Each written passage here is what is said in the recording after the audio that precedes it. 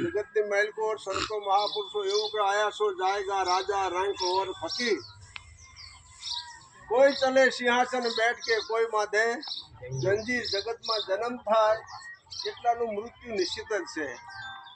આયા એને બધાને દરેકને જવાનું જ છે પણ કહેવાનો ભાવરાજ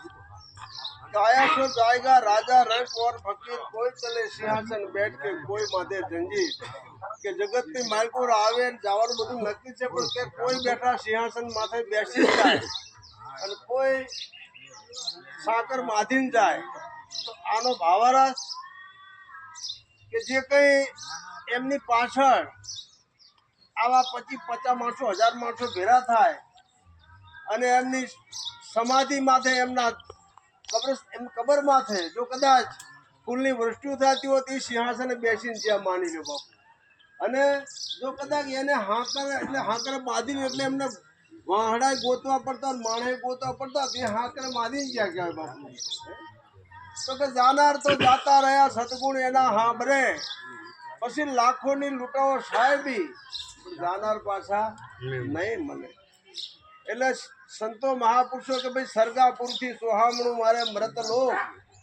2-3 વાતું છે દોયેલી જરા મરણને વિયોગ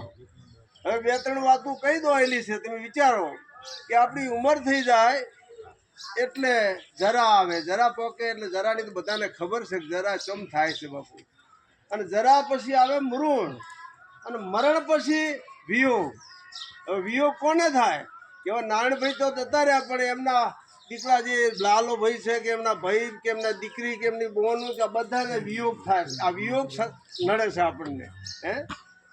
એટલે સરગાપુરથી સોહામું છે મરદ લોક પણ 2-3 વાતું દોયડી આવું ના હોય ને તો જવાની મરજી થતી ને સરક તો કોણે ભાર્યું છે આનથી સરક કેવું વગણ દોયડે વાતો કરીએ છીએ ને વગણ અગ્નિ રસોડા પકાવીએ છીએ કોઈ સીમા જ નથી એવી મજા મોજ નથી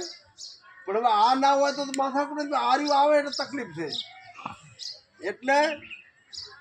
આંબણ में भीम साहेब थे बहू मस्त बात करी भीम कहे भराणी गुजरी ठोके मानव भेगू थाय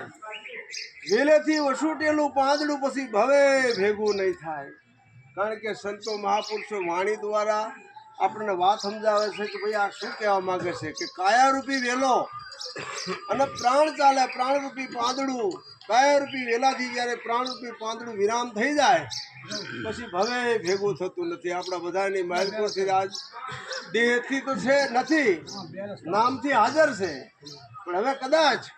આપણે આવા મંડપમાં દઈએ આવા સંતો ભક્તો બોલાવીએ ભોજન સમારંભ રાખીએ પણ બાપુ એમનો સદેહ મિલન હે એટલે કૃષ્ણ ભગવાન અવતારી પુરુષ આપણે બધા કહીએ છીએ એમને એક દાડો ભાલામાં મારથી જવું પડ્યું હતું અને એ પોતે છેલ્લા શ્વાસ ખેંચતા હતા અને એમનો પ્રિય શિષ્ય ચરણમાં આવી ધ્રુસકે રડવા લાગ્યો એટલે ભગવાન કહેવા માંડ્યા કૃષ્ણ હે ઉદ્ધવ તને મેં આત્મા સાક્ષાત શાન કરી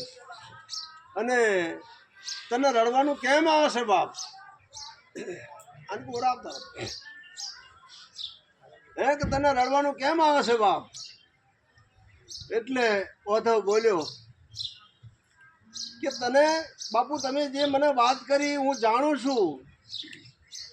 આવો જય ભીમ નમો બધાય અંદર આવતો અંદર આવતો